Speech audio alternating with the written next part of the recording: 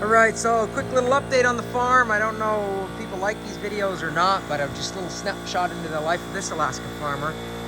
Got this mini excavator used because the farm really needs one for all of the land clearing we need to do this summer. And was told it had probably 60% left on the undercarriage, and well, I unloaded it from the trailer, and within 5 minutes this track completely snapped in half and the undercarriage is completely worn out.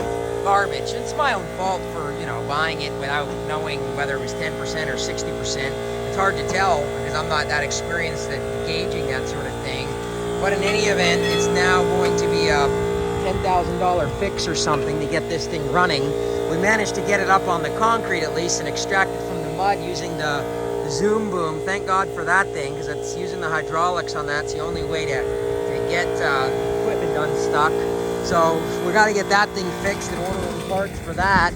We are slowly, I'm sorry, I probably moved this phone around too quickly. I realized that when I watched these videos, but we finally got the shipping container up there unloaded of firewood, and we're going to be dragging that down and cutting the ends off of that and modifying that with a hot dog heater to make that into the grain thawing station.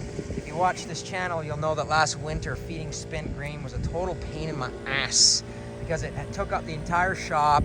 It melted for it slowly. It made such a huge mess. I couldn't put my vehicles or equipment in the shop.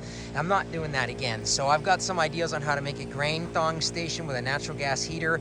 It's going to be dragged up top of the property and get it out from beside my house anyways. My house is far too nice to have a shipping container beside it. So we're going to be building a new woodshed because the farm burns 50 cord plus a winter a year, and that shed that we have doesn't hold 50 cords, maybe 30. So we have to build another big woodshed just to get through an Alaskan winter here.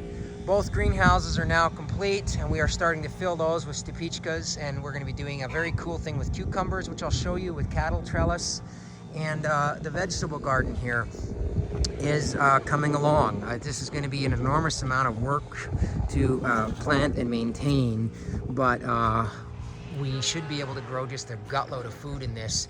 The ground here was so goopy that we've had to bring in over 200 tons of sand so far, and it's still ridiculously goopy.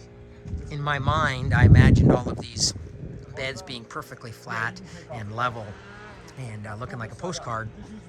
That dream clashed with the Alaska breakup, and of course my dream lost, because there's just simply no way. The ground is still like a sponge. It's like walking on a waterbed, even though we've dumped literally 200 tons of this sand on top of it, and there's just no way to get everything flat and level.